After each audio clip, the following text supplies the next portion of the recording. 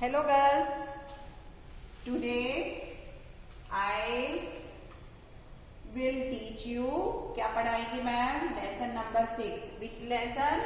Lesson number 6.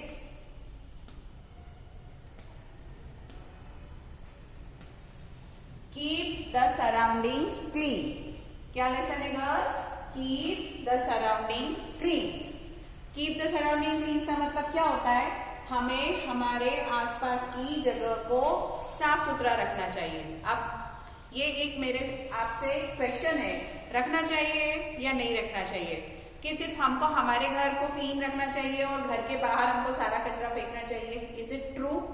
हमको class अपनी गद्दी रखनी चाहिए, ऐसा करना चाहिए क्या गर्ल्स?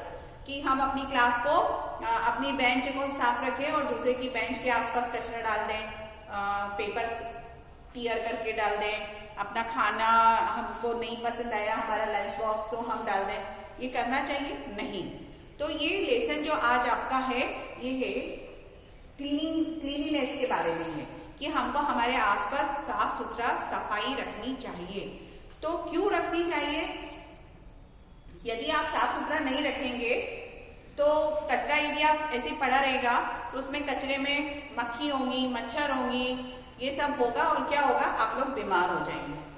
तो ये इसी से रिलेटेड एक क्वेश्चन पूरा चैप्टर है और मैं आपको उस चैप्टर को समझाती हूँ. तो once upon a time there was a farmer named Nandu in Raipur village. एक समय की बात है, एक विलेज था, उसका नाम था रायपुर और उसमें एक नंदू नाम का व्यक्ति रहता था, है ना. और नंदू नाम का व्यक्ति रहता था, उसका एक फार्म था. फार्म मतलब खेत होते हैं, खेत था और वो खेत में उसके पास बहुत सारे एनिमल्स भी थे, लाइक काउ हैंड्स. उसके पास काउ हैंड्स भी थे और उसके दादाजी ने उसको एक गाय गिफ्ट की थी. क्या डोमेस्टिक एनिमल हुए ये सारे जो हम जिनको पालते हैं, that is called domestic animal. उसके दादाजी ने एक गाय दी थी, बहुत छोटा था और उसका नाम था हीरा. उस काऊ का नाम क्या था गर्ल्स? हीरा. उसको वो बहुत पसंद करता था हीरा को वो बहुत अच्छा खाना देता था. खाना मतलब जो वो घास खाती है, जो चारा होता है, वो उसको अच्छा देता था. वो दूसरे एनिमल्स जो उसके पास काऊ और हैन और जो भी डोमेस्टिक एनिमल जो भी थे उससे रिलेटिवली वो उसकी ज्यादा केयर करता था. वो भी उसको बहुत पसंद करती थी. यदि हम किसी की केयर करते हैं तो वो भी हमको लाइक करता ही है, तो वो हीरा भी उसको बहुत पसंद करती थी. एक बार क्या हुआ कि उसको किसी वजह से उसको शहर में जाना पड़ा. अपनी जो फार्म की जो चीजें होती हैं, जो वो ग्रेन जो उगाता है, उसको सेल करने के लिए उसको जाना पड़ा. तो वो अपनी वाइफ को बोल के गया, उसकी वाइफ का नाम था अनीता.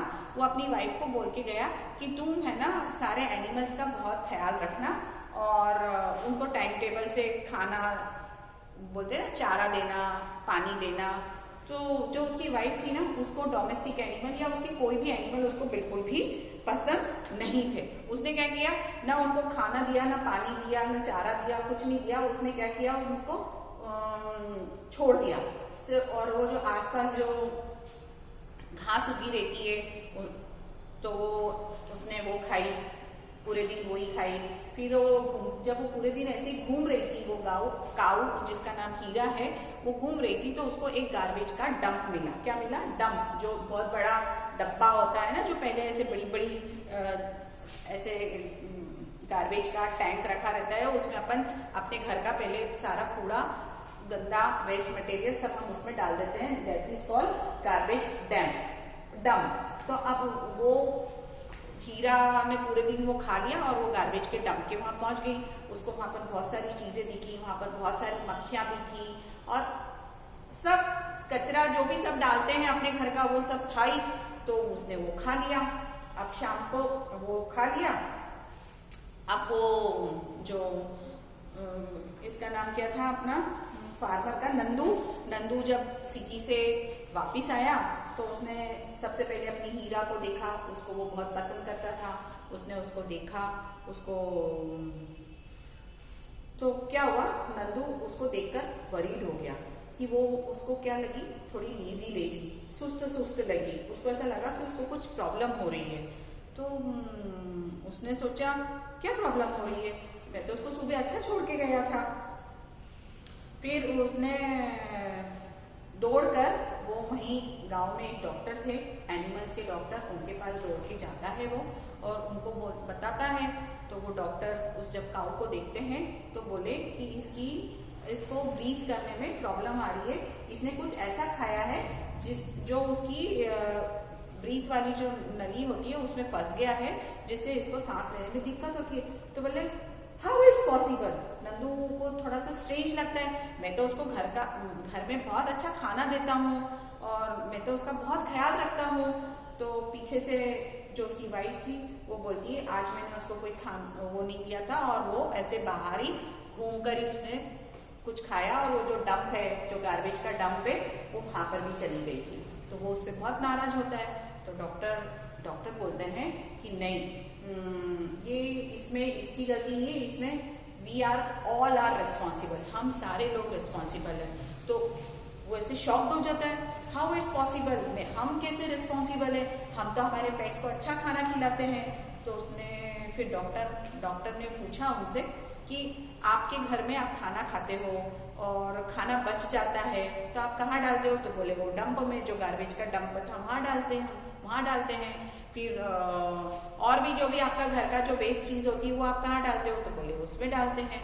तो उस पर क्या होता है, फिर डॉक्टर समझाने लगे उसमें क्या होता है कि बहुत सारी फ्लाइज, अननेसेसरी फ्लाइज मतलब जो मक्खी होती है वो बैठ जाती है, उसमें गंदे गंदे कीड़े हो जाते हैं और वो कीड़े फिर वो फ्लाई यहाँ बैठती तो हमारे घरों में भी वो फ्लाई आती है और वो हमारे घरों में भी फ्लाई आती है और क्या होता है उससे हमारे घर में भी हम लोग बीमार होते हैं। क्यों होते हैं? क्योंकि हमने ही वो कचरा डाला है। हम तो सोचते हैं हमारा घर तो क्लीन है पर कचरा हमने ही डाला है। तो नंदू था और उसकी वाइफ थी, उसको इस चीज का रियलाइज हुआ। क्या हुआ? रियलाइज हुआ।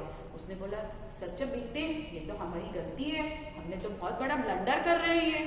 तो उसने क्या किया, गांव वालों को, सारे लोगों को उसने इकट्ठा किया, सारे जितने भी लोग रहते थे ना, उसने उन लोगों को इकट्ठा किया और उन्होंने डॉक्टर के साथ रहकर डॉक्टर से उन्होंने कमिट तो कर ही लिया था कि ये हमारा फॉल्ट है।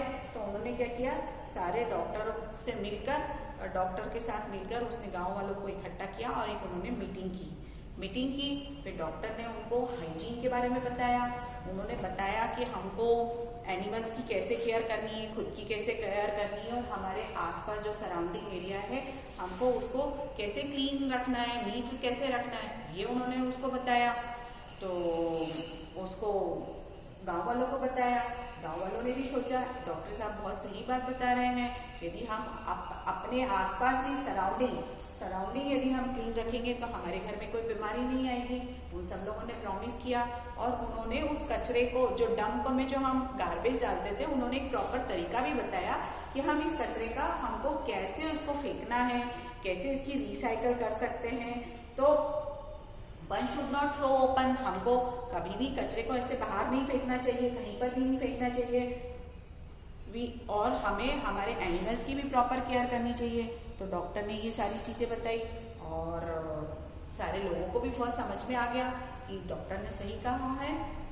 तो हमको इस लेसन, मॉरल साइंस मतलब हमको इससे मोरल ऑफ द स्टोरी क्या हुई गर्ल्स, हमको इससे ये लेसन मिलता है कीप द सराउंडिंग क्लीन। हम खुद भी क्लीन रहना चाहिए, हमको नीट एंड क्लीन रहना चाहिए, अच्छी ड्रेसेस धुली हुई पहनना चाहिए, हमको हमारे आसपास का क्लीन रखना चाहिए, हमारा घर क्लीन रखना चाहिए, हमारे क्लासरूम को क्लीन रखना चाहिए। हम जहाँ भी जाते हैं, ऐसा नहीं कि हम ट्रेन में जा रहे हैं तो ट्रेन में कचरा करें, बस में जा रहे हैं तो बस में कचरा करें, नहीं, हमें कहीं भी ऐसी गंदगी नहीं करनी चाहिए, हमको सब क्लीन रखना चाहिए।